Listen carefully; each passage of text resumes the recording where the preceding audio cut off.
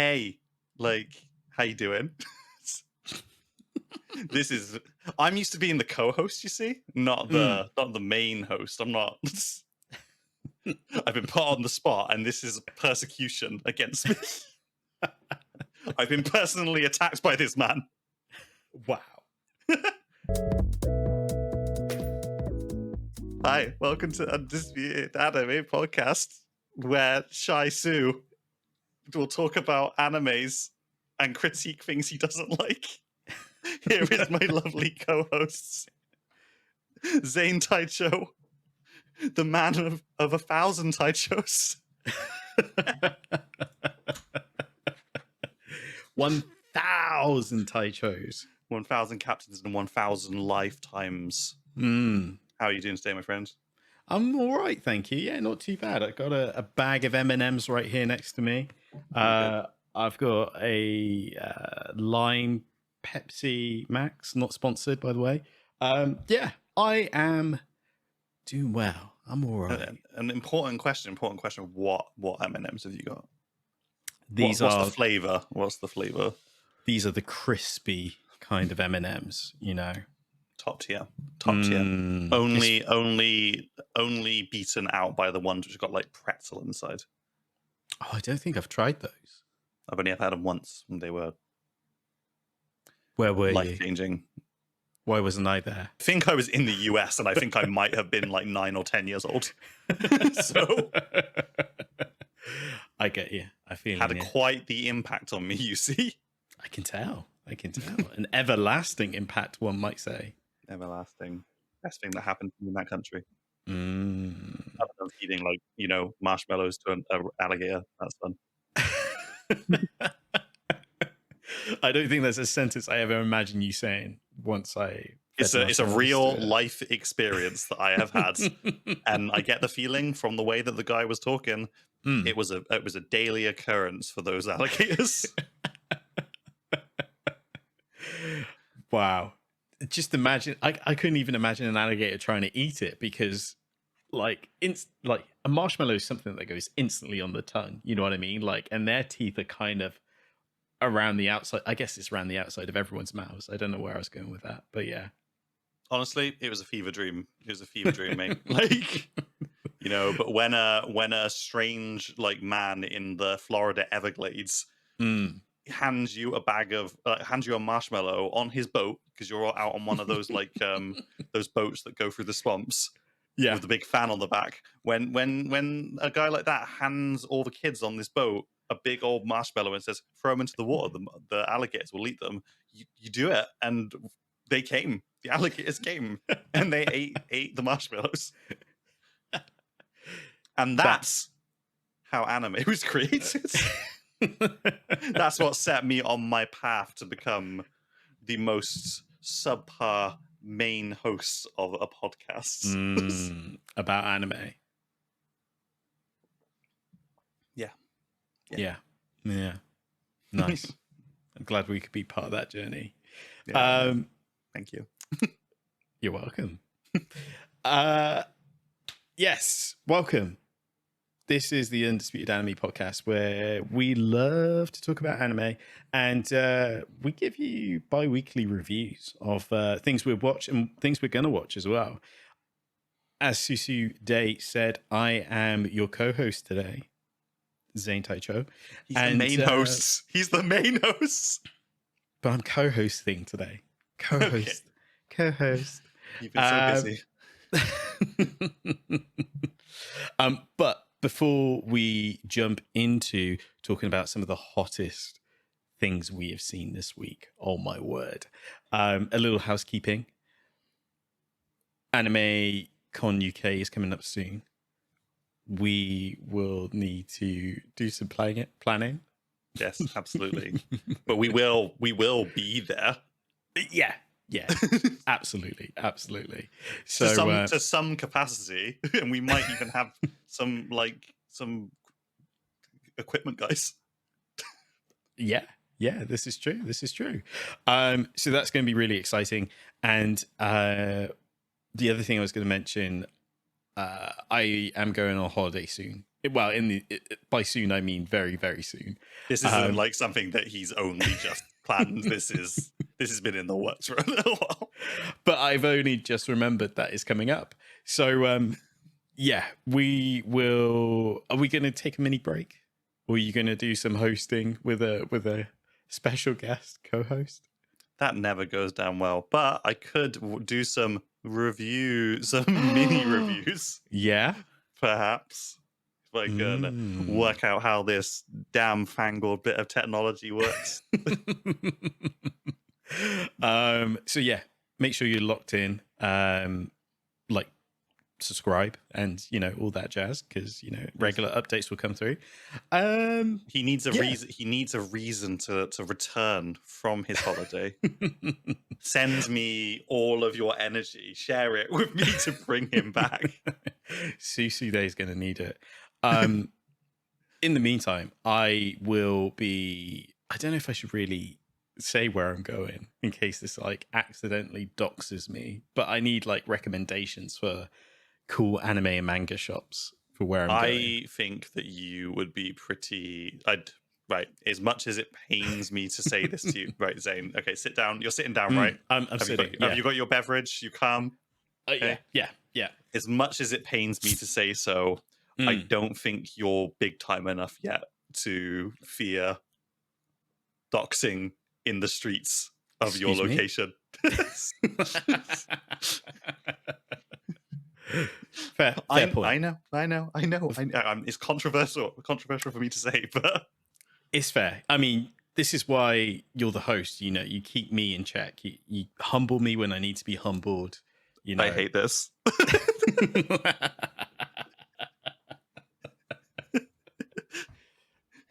That's my lines. To be the diva. That's fair. Hey, if you're listening to this and you're, I don't know, some cool spots in LA, or some cool spots in Vegas, like some cool manga shops or stores. That's the right word, right? Stores. Or maybe some cool places that sell Blu-ray anime. Let me know, because I'm on holiday. Yeah, he wants to treat himself. He wants to treat himself, and who knows? Like, you don't want to get dragged around to loads of boring places. So you want to go. Exactly. You want some fun infused into your trip. Plus, I've had it before, because you may be thinking to yourself, well, why don't you just use Google? Or if you're a Gen Z, you might be saying, why don't you use Instagram or TikTok? And sometimes those are great. Other times, like, you'll Google a shop and it will say, hey, they're open from, I don't know, 8 till whatever. You get there and it turns out that they actually closed down like a month ago. Yeah, those things don't update quite as promptly as you'd hope that they would. Yeah. So, and if you're in a foreign land, you don't want to be wasting time on things like that. You want to be spending time doing fun stuff like reading manga and watching anime. Anime like the animes we'll talk about today. Beautiful segue. Well, I had a good teacher. He's not with us anymore. Oh. Anyway, so yeah, let's get to it. Do you have anything else? You got anything else that you want to report? No, I think that's everything. Oh well, no, you're not up to date on some things yet. Which things? Manga things. Which things? I know you've read Boruto now, right? I've read Boruto, yes, and I realized the reason that my I wasn't getting updates is because I was still looking at the original Boruto and not to Blue Vortex. So I was like, why is this not? Yeah, no, why is this not updated? And then I looked on it. It's like, oh, well, no. So the thing is that the what I've been reading it on, it has almost all of the chapters, but for some reason they've started a new entry in a different heading, which has got like the all the chapters from 2 Blue, but the old one I was reading had half of the chapters that were there. So that's why I was so confused why it wasn't updating, because I've been seeing like spoiler videos online being like, oh my god, this is happening in Boruto. And I'm like, there hasn't been a new Boruto chapter in there forever. Where are you getting this information from? Got it. But no, I've not seen the latest JJK. I'm assuming that might be the one you're talking about. Yeah. No, I've not yet. I'm waiting for it to become more accessible. I don't want to have to go seeking it out. I'm just gonna wait for a nice clean scan where everyone's kind of settled on what the translation actually should be. Because I know that there's a lot of controversy about like between the translations at the moment. So yeah. Fair enough. Where do you want to start? I mean, I would love to talk about my good friend Kaiju number 8. Honestly, guys, Kaiju number 8. Have you heard about this anime? Little anime, come out of nowhere. No one saw it coming. No one saw it coming. Incredible. I think we may have, but yeah, you probably heard it here. We may have talked about it like once or twice, but I don't think anyone else is talking about this anime. I've not seen any YouTube videos saying this is the new best shonen like piece, and you know, Kaiju number 8 is incredible. I'm not seeing anything like that. I think I think this might be the first video that is talked about. I think so. Yeah, 100%. But you know, episode 1 is finally here. Made by a very, very little studio, but you know, they're doing the Lord's work, if you believe in such things. 100%. I'm just trying to have a look who the studio was. I'm trying to remember. Oh, it was Production IG. So they are incredibly talented, and they've done a superb job with this title. All jokes aside, I've been really hyped for this, and I've probably mentioned it several times on the show before, even before an anime was confirmed. So yeah, and now it's here. I was really looking forward to this. I have to admit, I was interested to see how the art style would translate to animation. And it works so well, so fantastically well. Yeah, absolutely. It's kind of, I think that we've had a stint of animes which have had like really not like hyper realistic, but they've just had like much more detailed character models. Whereas I think this follows more closely to things like Soul Eater and Fire Force and stuff like that, where it's like it's not quite as like detailed in its like art style, though the backgrounds are always incredible, and like how it's animated is so clean. But like the character designs themselves are a lot less like simple, at least like facially. Yeah. So yeah, absolutely. Just on that subject of backgrounds and such, the way this first episode introduces scale is just amazing. And dare I say, I shouldn't really say this because this is 2024 and we've seen great examples of this, but I'm kind of thankful that there's not like heavy use, or I haven't seen any sort of CGI yet. So it's not like a 3D CG model of a kaiju attacking a hand-drawn building sort of thing. Everything looks and feels like it's all hand-drawn 2D, which looks incredible. Yeah, the way that they've handled this is really pretty incredible. The color palette, fantastic. Like you said, like the way that they set up scale, right, like straight away, great. And then you really see how like the odds that humanity's had to overcome, and then you see these human-sized humans, cleaning up the mess. Which I also think is hilarious but also great to see, because like we see all these like monster movies where like giant robots like slay the big monsters. You never see what happens afterwards. So it's interesting to see like the response team that has to actually deal with the cleanup of these giant biological creatures.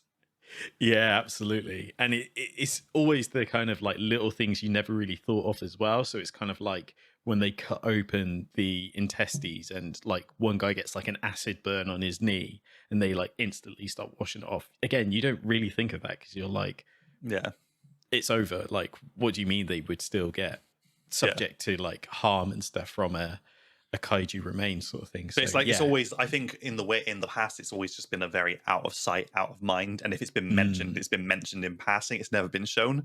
So I think that like I actually like, you know, I thank Kaiju number 8 for actually bringing that forward as something to actually think about, because I'd never thought about it before. I didn't think about what happened after the like giant robot goes home, like after the Jaeger goes home. Yeah, exactly.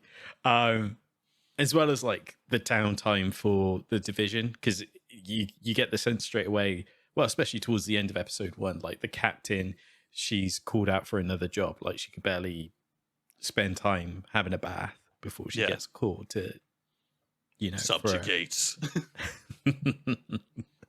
But yeah, main character is super charming.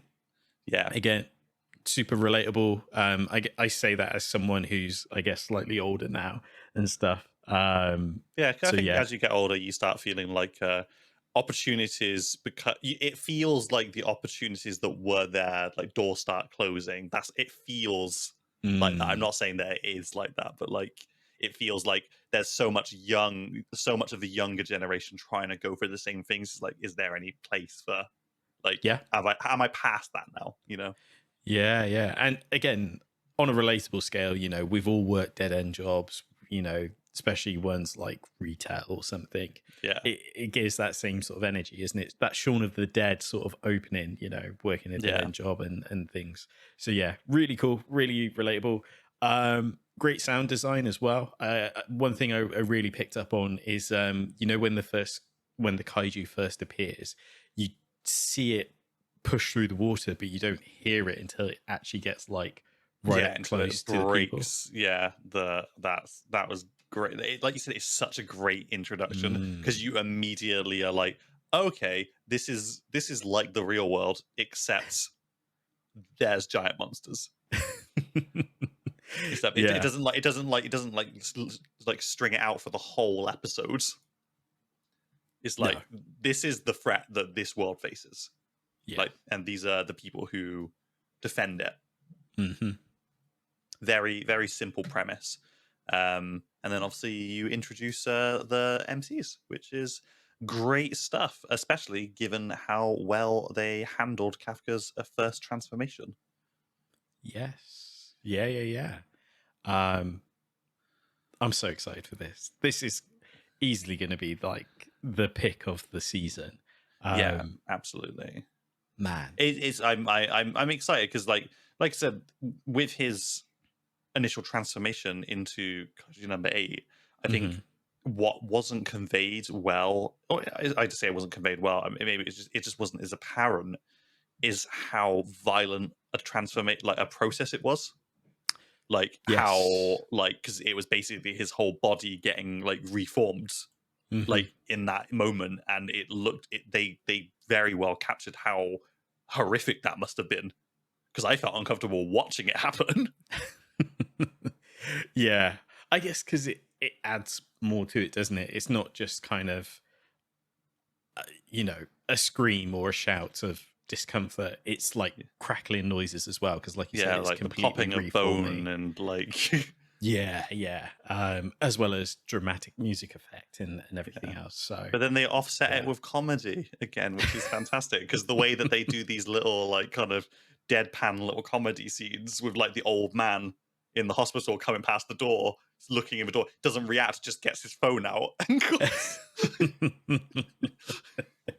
Yeah, it's a great cliffhanger as well. Great place for it to end. Like, I'm really excited to see like how they go forward from here. Absolutely, I would find it very difficult to believe that there's anything that's going to top this anime this season for me. I might agree with you.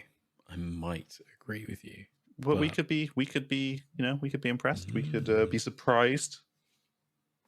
This is true. I guess let us know in the comments as well how you feel about Kaiju number 8. Is this going to be your pick of the season? Hell, it could be contender of anime of the year. I could absolutely see it getting like cleaning up at the next anime awards. So yeah, I think so. The only one I was kind of teetering on, there is a My Hero Academia this season and this year, so it's true. But then that's again, tough competition. But still, this Kaiju number 8 could just speak for itself. Yeah. If it's performing at this level, I think so. Absolutely. Beautiful. Ready to move on to the next one? Absolutely. Because wouldn't you know it, we've got another anime, which is, another great alternative take on a classic. Why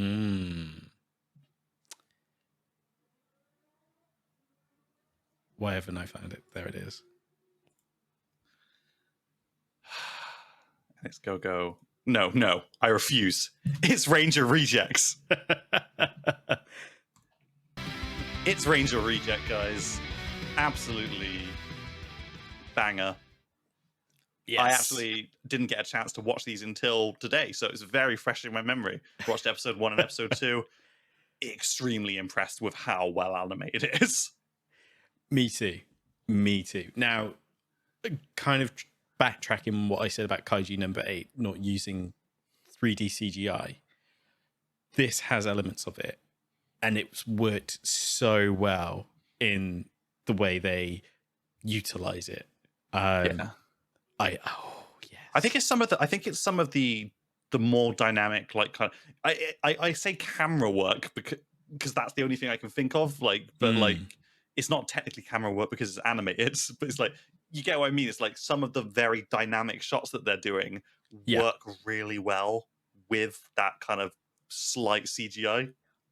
Yeah, I guess one I can really pick out is, like you said, with the Dragon Keepers.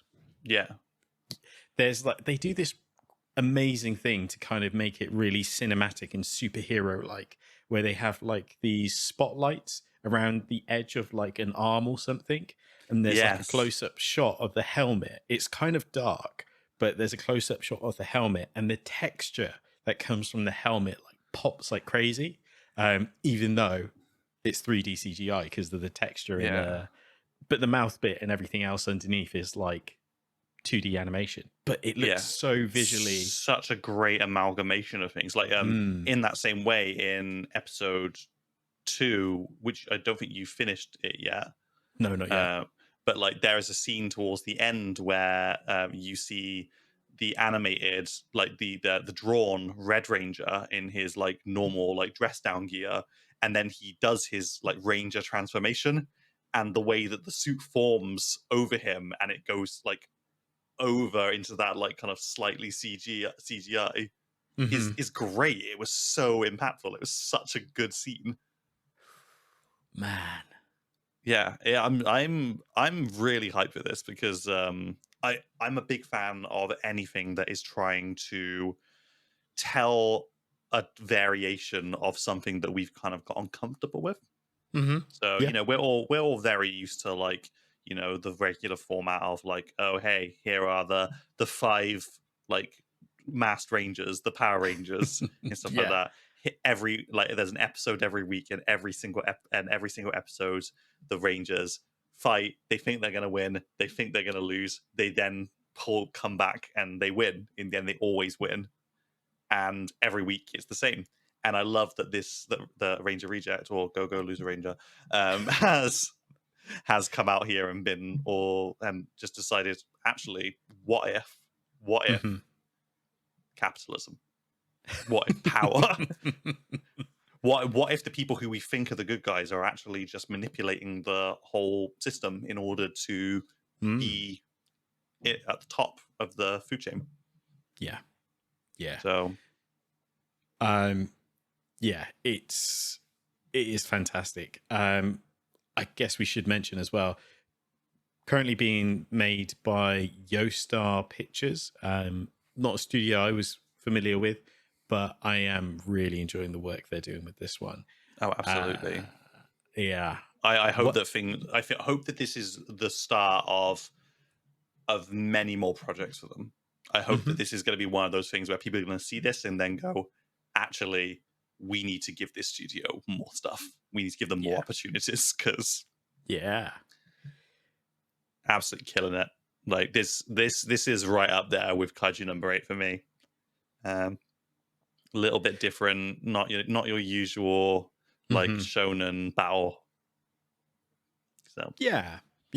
The kind of circling back to what you mentioned before about shaking things up, it's amazing that this is, I think the term is tokatsu, which is the, like you said before, that it kind of pulls together those Kamen Riders, the Power Rangers, or Sentai Rangers, I think they're referred to in Japan.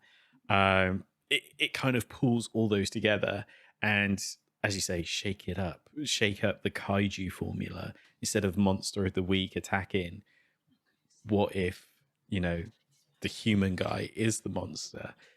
Amazing. Like, yeah, it just shakes up the status quo, and like you said, completely changing your perspective and, preconceived notions of what to expect with them. Absolutely. I'm just a big fan of people doing interesting things, and those interesting things then popping off. So yeah, popping. We've had many years of people just going, this is what people like at the moment. So let's just do that. Let's replicate that formula. So it's nice when someone changes the formula a little bit. And who doesn't love to see a story about the bad guy trying to blend into society? I mean, we haven't seen something as good as that since Death Note, have we? Ooh, there's a thought. I mean, they're very different stories, but off the top of my head, I couldn't think of anything else where it's that a bad guy in quotation marks, trying to blend in with the good guys in order to exact their righteous judgment. I guess one question is like, what was the last thing that had like where you're rooting for the bad guy? And I guess like the one I thought of was like One Punch Man with Garo. Yeah. But absolutely. Centers the story kind of centers on him, doesn't it? Intentionally for a long period of time. So I guess that's the only one I could think of. But so what I'll say is that like that as a trope is really big in manhwa at the moment. Like in so many manhwa that I'm reading, the main character is someone who perhaps in a past life was the bad guy or considered the bad guy. Right. And now they get like, and it'll be like a story like, I was the demon king, but I've been reborn as the hero and stuff like that. And it's like seeing how this like character who was the ultimate evil is like, they're still the ultimate evil, but they're now filling a different role. And they obviously make choices based on their old lives and stuff. So it's all very interesting when you see how fundamentally bad or evil characters then have to go on to do good things. I kind of like that as well. I guess in a weird way, it's almost like the Vegeta effect, isn't it? But just kind of in its own bubble. And if Vegeta can end up happily married with a wife and a child and and Devil is a part-time worker is another one that springs to mind. Stuff like that. It's all fun stuff. Like you learn that there is more to the villain than just, because often in those stories the villain is only the villain because destiny has pushed them in that direction. like there's been something that's caused them to be like, in the case of one where it's like, oh, the Demon King is now the good guy. It's like, well, the Demon King has always been villainized as the Demon King, so obviously he's going to end up being the Demon King. Yeah. Yeah. So because that's how he's been treated. He's had people trying to kill him. He's got to get strong in order to like defend survive. himself. Yeah. So no, agree. This is a whole episode on its own. I think this whole trope is a whole episode of its own. Yeah, we've definitely opened a box there. Excellent. Anything else on Loser Ranger or Ranger Reject or Go-Go Ranger? Incredible opening sequence, incredible end sequence. Cannot. I watched it a few times after the first time I watched it, and love it. I love a silly little end sequence. The end sequence is fantastic. Yeah. The opening, I don't know why, it gave me kind of Bond vibes. I guess because he's like constantly falling and stuff. But yeah, it's like very much like it, and the changing of colors to represent the different like rangers is like is great. I really liked it. I very much like the whole motif throughout it, which is like historically the they've been the villains. Like they've been and they're puppets of the heroes in order to achieve the ends. So there's lots of like puppet motif with all these hands trying to go back to trying to control our main character, which is not what he wants. I assure you of that. No. Mm-hmm. Excellent. Watched anything else this week? You know what? I'm gonna be honest with you guys. No, I've not. I've been quite busy, though. I'm back at my. Oh, do I restart My Hero Academia from the beginning, or do I start watching Boruto again, or even going beyond that? I actually had the thought today: should I start watching Naruto from the beginning? Wow. Yeah, and it's like it's like that's the place I'm at currently. Whether or not that'll manifest in me doing that, I've got quite a lot going on, media wise anyway at the moment. So I don't know if I can get distracted from all that. That's a lot to take on as well. It's a lot to take on, and I'm trying to like watch more regular TV at the moment. I'm trying to get through my backlog of video games. That I keep telling myself, that I've told myself I'm going to replay or play for the first time. So got a lot of stuff to replay. I need to get through my first playthrough on a lot of things, if I'm brutally honest. Well, I don't need to tell you that. You know that. You know. Yeah. You know my pain. I know your pain. I know your habits. Yeah. So your deep darkness. Whereas I'm over here like powering through my second playthrough of like Persona 3 Reload just so it's done, and then I can start, and then I could start playing a game that I've played like maybe 5 or 6 times before, and that's Persona 4 Golden.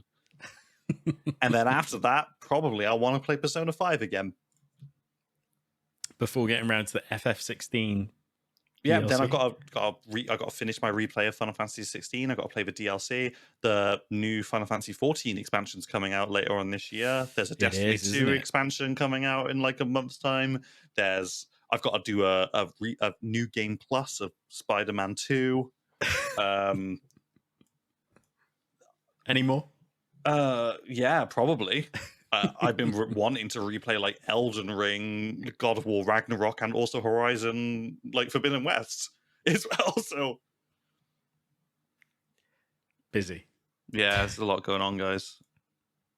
I've got like no free time. I've got nothing but free time. I don't have any other hobbies.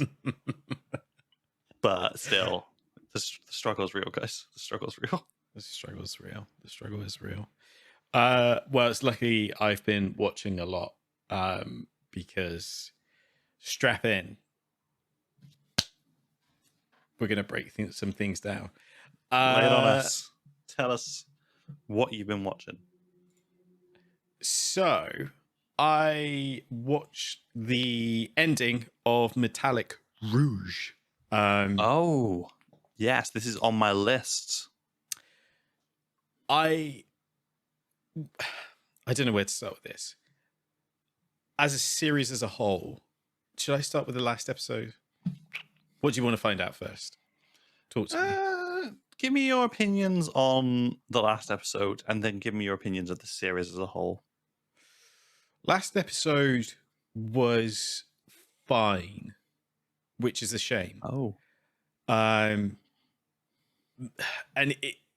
my biggest gripe with this, and I've seen a few people mention this, the last sort of 3 episodes of this, because from memory, I want to say it's 12 episodes long, 13.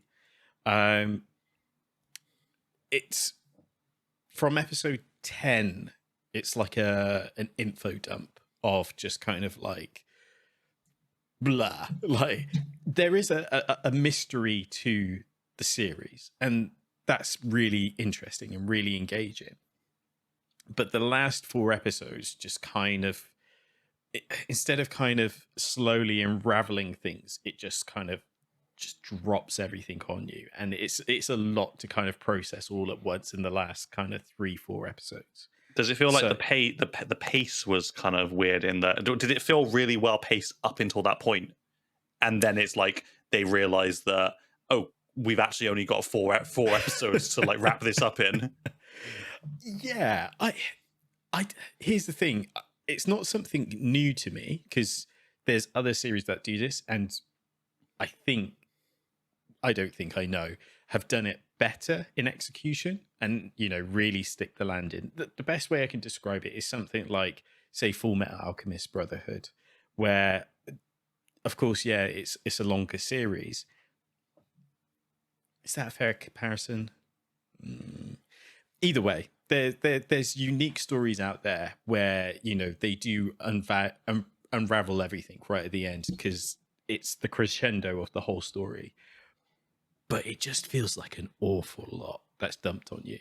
Do you think it's because this is a shorter series that it feels that way? You think it's more forgivable if it's a long series? Maybe, but again, I know other things that have done it better, and I think the other part of this as well is that it's not a crazy new concept. It's all about robots and, you know, almost like the 3 laws from iRobot, or it's all about, you know, robots integrating with society like Blade Runner. Okay. We've seen it in other places. And again, the execution of this is something slightly different because it has like elements of Takatsu type things. You know, there's power suits and things like that. So the things I really liked about this series is the characters. And I really love the combat and the animation in this. And this is supposed to be a celebration of the 25-year anniversary of Bones, I believe. Oh, okay. Yeah, Studio Bones. So it's supposed to be like a, you know, celebratory, like a trophy piece for them. Yeah. And it just feels an awful shame that I just don't think that they stick the landing on it. That is a shame. I mean, I would love to hear if anyone else has found the same thing, or if you had a completely different opinion of it. Like, please do leave a comment, because it's always good to see the kind of like polarizing views. Yeah, don't get me wrong, I would be more than happy to buy this on Blu-ray. I think, again, it's absolutely fantastic, and again, 13 episodes isn't asking for a lot. You could watch this in probably a day, and you know, it'd be good.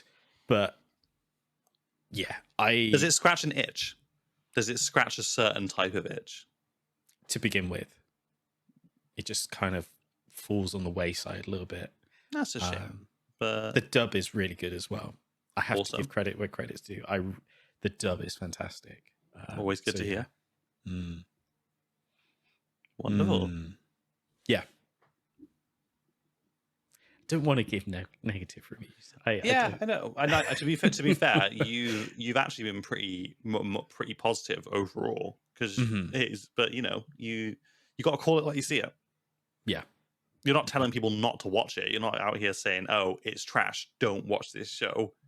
It's expressing your opinion of it, and it didn't quite do it for you at the end. Kind of fell at the last hurdle. But who knows? It might be someone's favorite. Exactly. And I think for me personally, when I watched the first episode, I was like, oh my God, this could be a favorite of mine because it's like ticking everything I like. And I love, you know me, I love buddy cop sort of partnerships as well. And you get that through the series. Yeah. But yeah, I just a little bit disappointed at the end. Well, usually it's me saying that. So, oh my God, it's already 40 minutes into this. I'll run through some of these kind of quickly. oh my God. Let's what's the next one on this list? It is, I got so many tabs open, bruv. It's fine, fam. Here we go. I also watched The Witched and the Beast. I've been meaning to watch this because I keep seeing it. It keeps coming up on different places I frequent, and I keep meaning to watch it. I think you'll like this. I haven't finished it yet. It is 12 episodes long. The only reason I started it because, again, I knew it's a smaller series, and again, I'm watching it dubbed. Really enjoyed the first episode. Again, I love the sort of buddy cop dynamic. So again, it instantly draws me in. And yeah, it is being produced by Studios Yokohama Animation Lab. So yeah, again, you could probably binge this in a day now. It looks really good. So after the first episode, I'm in. I am 100% in. So nice dark setting. Is it? Yeah, nice dark sort of. It's that combination of like sort of gothic elements in the modern time, if you know what I mean. Love that so much. So yeah, it's like at the end of the episode, they go on like a blimp, kind of like a luxury. I don't want to say luxury, but a grand scale Zeppelin. Yeah. So that was really cool. Oh, again, incredible. Great dynamic between two characters. There's a mage character, and there's this young girl who's, I guess, the beast, who go around investigating local areas and finding out there's a witch involved, and then they take out the witch. But there's one line in this I really liked where he finished his investigation because she's like, "Oh, can't we just take him out yet? Come on, I'm bored," like sort of thing. And then once he gets like the conclusive evidence, he's like, the leash is off. And then she gives this like grin and she's like, yes. And then from that moment, you're like, this is the third act. This is where things get amped up. So nice. Yeah. Sounds cool. Sounds great. You've sped it up my priorities list. So what's next? What is next? This last one is this one intrigued me because I felt like I seen it everywhere. So I thought I'd watch the first episode of Mission Yakuza Family. I think we talked about this very briefly last episode when we were talking, not last episode, but in our last, I think it was our spring animes. Yeah. And stuff. Yeah. And I think I commented on saying someone's read Spy Family and gone, I'd like a piece of that pie. Yeah. I've watched the first episode. Kind of weird. This is being produced by a studio called Silverlink. Okay. The premise is young boy, sadly his family passes away in a car accident. He's the sole survivor. There's a young girl that she's the only one who he can talk to, and vice versa, because at the moment he feels like anyone who gets close to him, bad things may happen to them. He's scared to get close to people is basically what I'm trying to say. But this one girl's really kind of pushing through, taking down his barriers and such. Now, the point this gets weird is that, I guess minor spoilers, this girl that he has this relationship with, friendly relationship, one of the teachers is kind of like pulls him to one side and he's like, I I don't like the fact that she's making you lunches. I don't like, and it gets weirder and weirder. And basically, you find out that this teacher is actually her older brother, and her older brother is like super protective over her because the whole family is spies. Like all of her siblings and everything, they're all spies. And basically, their mission is to try and protect this dude from the older brother, who's the best spy in the world, because he has like a sister complex. I was going to say, are we talking sister complex here? Is this what's happening?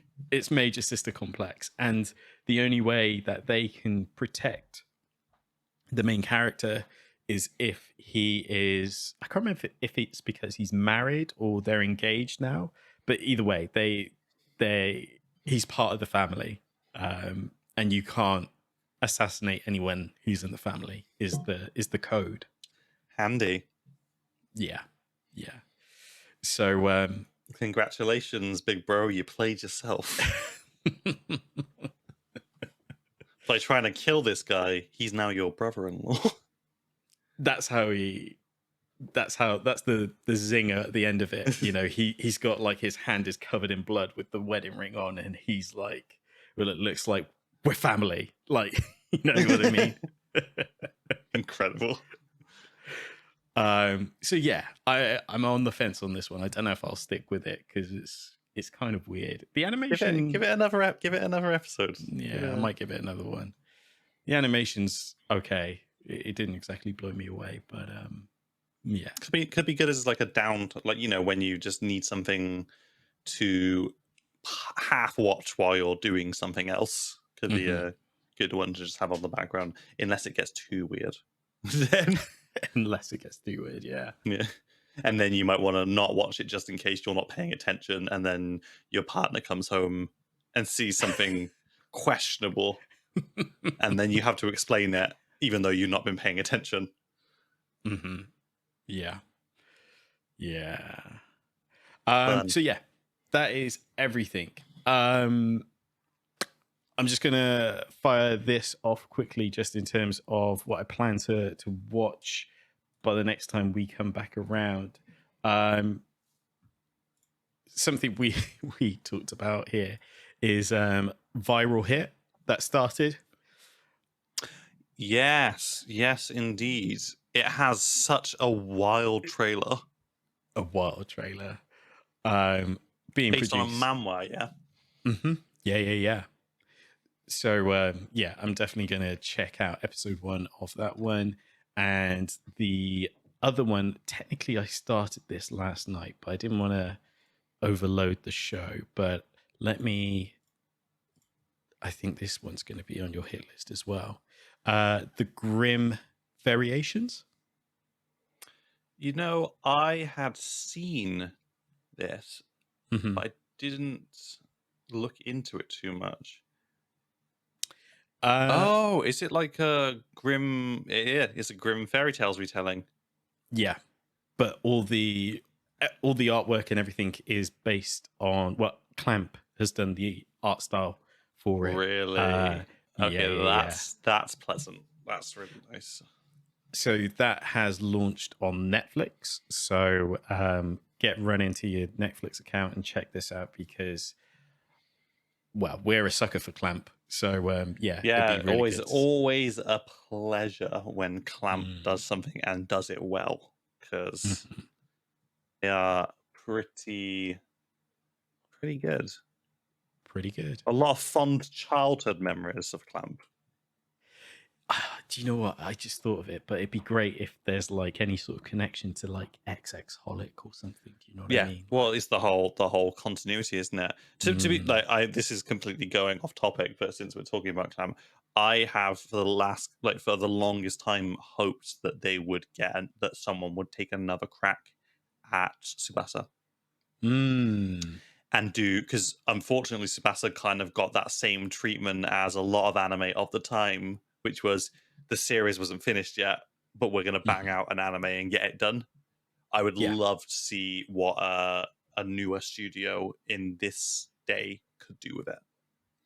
Same with Same with like something like Magic Knight Rayearth or something like that. I'd love to see some of the older Clamp stuff like come back a bit more reinvigorated and get like some proper justice. Especially Tsubasa though. Tsubasa, 100%, 100%. Yeah. I guess the one thing to kind of just highlight here, it's being produced by Wit Studio. So, I mean, I couldn't think of a better studio to kind of handle Clamp projects going forward. Like, ooh. Yeah, honestly, that would be pretty incredible. I love that the actual Grimm brothers are credited on that page. It's so unusual, but not untrue. That's the thing. It's really unusual seeing these two very old white men, and it's not even a photo. I think it's a painting. Yeah, it's hilarious to be credited as staff right next to Clamp. Yeah. What a world we live in. But there you go. Got to give credits where credit's due. So yeah, excited to see this. Absolutely. I'm gonna give it a watch now. I know it's Clamp because sometimes a little bit of Clamp just heals your soul. Nothing wrong with a little shoujo now and again. Oh, absolutely. And I'm a absolute. There's many words I could call myself about shoujo, but I do love a good shoujo title. So 100%. Cool.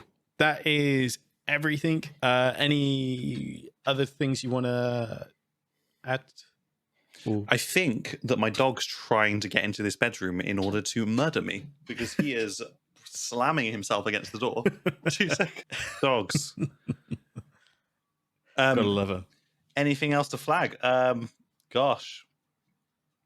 No, I think I'm gonna, I gotta get back onto. I gotta keep the habit of watching Spice and Wolf. Stay on top of Ranger Reject and Kaiju number 8, and perhaps I'd quite like to start the is it The Witch and the Beast? Yeah. Quite like to start Witch and the Beast. At the very least, I'd like to get something else under my belt. Maybe I'll jump into Black Butler when it's is it? Yeah. I think first episode dropped this week. Wonderful. Well, Black Butler.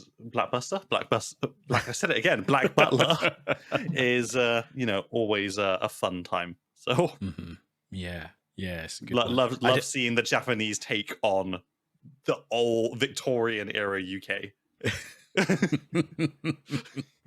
Me too. I don't think I finished the Circus, so I'll probably do that before jumping into this one. Book of Circus. Yeah. Maybe I'll just watch the whole thing. Maybe I'll just maybe no, I won't watch the whole thing. Maybe I'll watch from Book of Circus and forward because I didn't really. Again, it's another anime that was made and finished before its time. So the original series of Black Butler. I mean, we got like a whole second season, which was literally completely uncanon. Yeah. With the other boy and the other butler, who is also a demon. Claude. I love Claude. He was a spider, though. Again, that's a series where the ending just kind of just went off the rails, I feel. Honestly, I've still never gotten over the episode of Black Butler in the anime, which is completely not in the manga, where Sebastian needs to get information, and so he rails a nun for the information. I've still not ever gone over that's actually something that happens in the anime. And it's not even like it's implied. You literally see it happen. Yeah. Like face down. Yeah. Yeah. Looking up as well. Yeah. Yeah. I remember that. They don't make anime like that anymore, kids. I think it even does the whole like hand in hand closing. Yeah. Oh boy. Can't escape that memory. Nah. Anyways, that is everything. You should wrap up. You're the host. I'm the co-host this week. So that's everything, guys. Been a bit listen, guys. Wait.